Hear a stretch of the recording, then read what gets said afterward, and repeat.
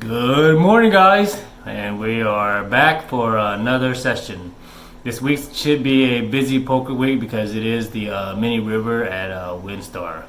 So let's get started. Today is not January, but February 11th, Tuesday, February 11th. We played a 12-hour session yesterday and won a little bit over $4,000. So now we are in the positive. We are up about $1,600 for the month. So we have 2/3 of the month plus this week to start piling on some real cheese. So let's discuss the hand history to get started, and then we might hit the gym, might not, depending on time. I think this week we might have to skip out a little of the gym just to get in some extra work hours. But the main character of this this hand history is WinStar Reg, so we'll call him Reggie. So there was a previous hand where I was on the button and it was two limpers, and so Reggie is, if I'm on the button, Reggie is in the middle position 2, cut off, hijack, middle position 2. So there was a previous hand where two limpers and Reggie raised around 35, and then one caller. And I was on the button. I had Ace King offsuit, and I went ahead and 3-bet to 120, and everybody folded, of course. So this sets up for different spots later, and this tells you a different story, because the main hand is set up is I'm on the button with $1,200. Reggie is in middle position 2 with $500, and then the big blind is the mark. So he's a really nice guy, really soft spoken. Is a high variance player. Let's just say that it's a. So I think he's not a winning player. So, but because nice guys always finish last, we'll give him the name of last place. So last place was in the big blind, and he had around $750. So it was folded to Reggie, who raised $25. And I look down and I have Ace of Diamond, King of Clubs. So, and then I looked over and Reggie is in the, last place is in the big blind, and he has $750.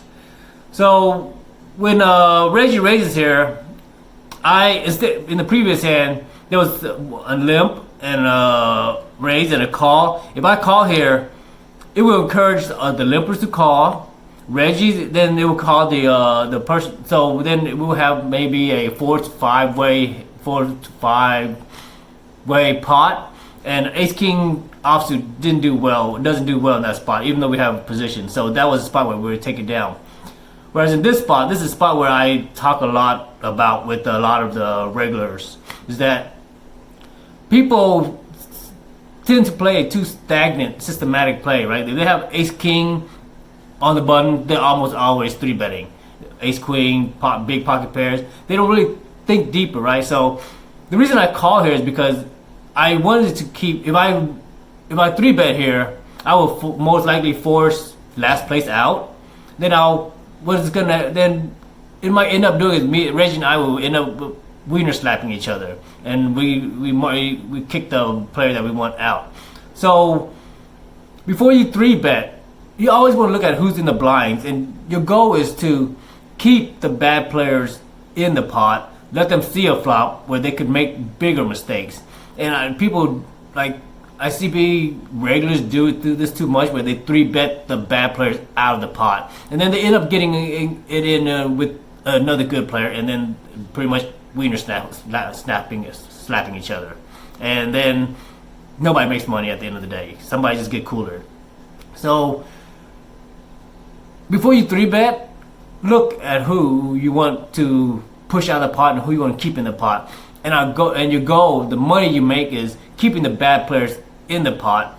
Let them see a flop where they can make a huge mistake versus folding them out where now you pretty much eliminated the chance of them making a mistake. So I called, right? And then last place also called. So the flop comes ace of spade, 4 diamond, 5 of diamond. And then last place checks, and to my surprise, Reggie checks. Like, this is a board where Reggie almost c-bets 100%, even with air or no air. So it kind of, I had to think a little bit more.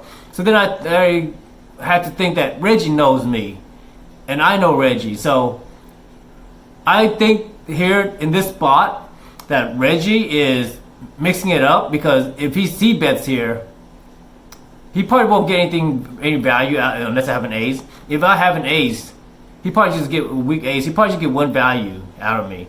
So I think when he checks here, he's checking for deception. So, but I had to keep that in mind. So then I bet to $50. The pot is 75. And in call. And last place calls. And then Reggie check raises to 140. So we had to go back and think, okay, we were kind of prepared for this, right? Reggie is mixing it up and trying to be deceptive. So what is his range here? The immediate range that came to mind was, if he had air, he would probably have c-bet and try to take it down. So this is not air. This is a pretty strong hand. So my guess is that he probably had ace jack, ace queen, trying to look like he's mixing it up. And check raising me so that if I don't believe him, put him on a flush draw because there's 2 diamonds. If I have a bad ace, I might call him down 2 streaks, so he gets 2 streaks of value out of me versus 1. And then not only that, but the check raise. So I felt like, and then so the range of hands that beat me on a ace 4 5 board is 2-3. I don't see Reggie having 2-3 in this spot. He could have ace 4 ace 5, but I think if he had ace 4 ace 5, he would have bet to get me to call down, hoping that I have like a big ace. So I don't put him on 2 pairs well. So the range, I'm pretty confident he has is ace queen, ace jack, or ace 10. But ace 10 would probably bet and not looking to get value because I could have ace jack. So it's most likely ace queen. So I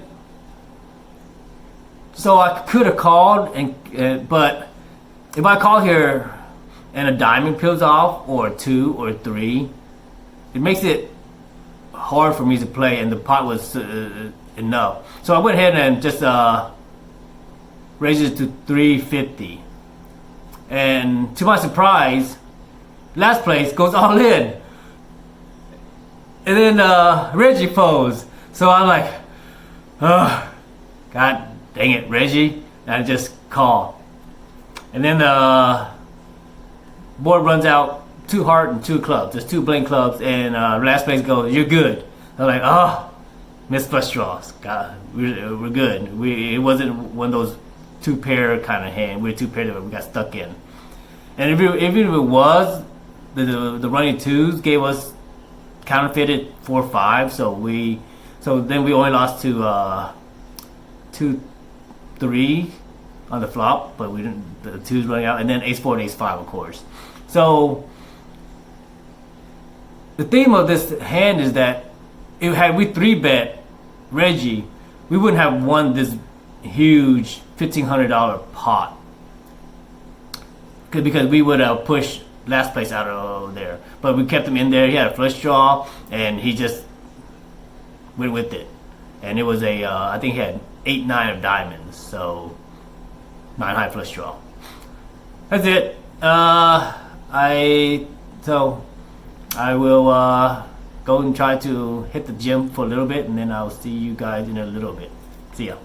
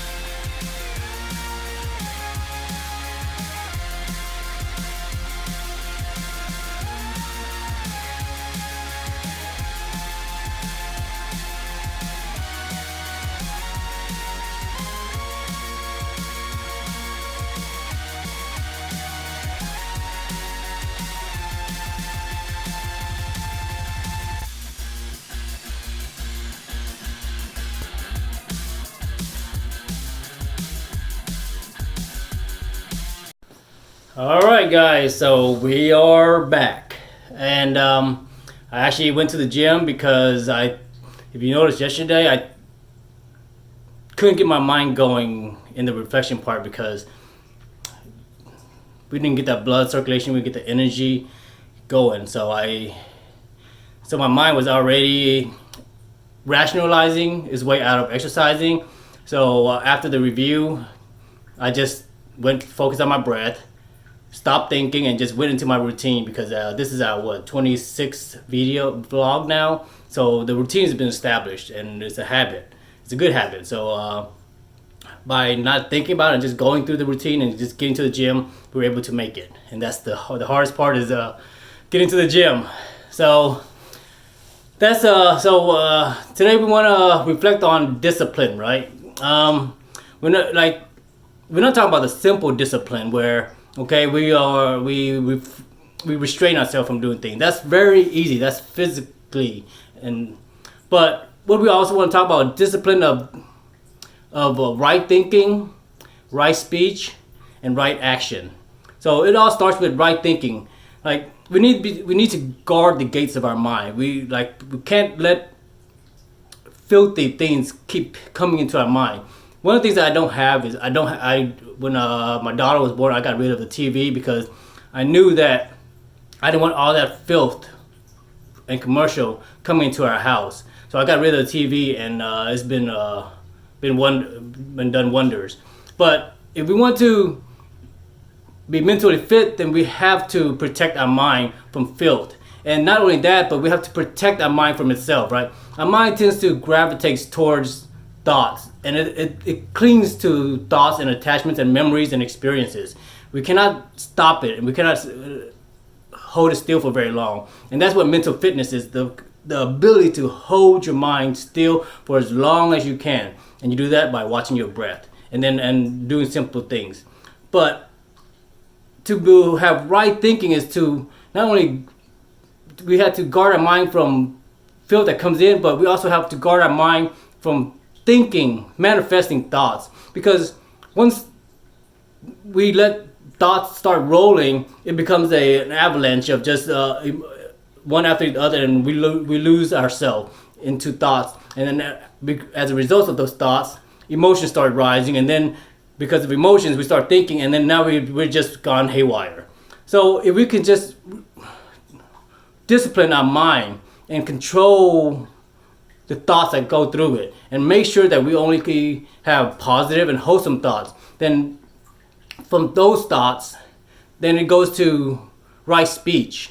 Like we need to protect the words that come out of our mouth and only speak or say things that are positive, that are beneficial, and that are wholesome. And anything that's not that is unnecessary, is not needed. We say it because most of the time it makes us feel better, or we put somebody down and it elevates us. Most of the time the bad things we say have no value to anybody.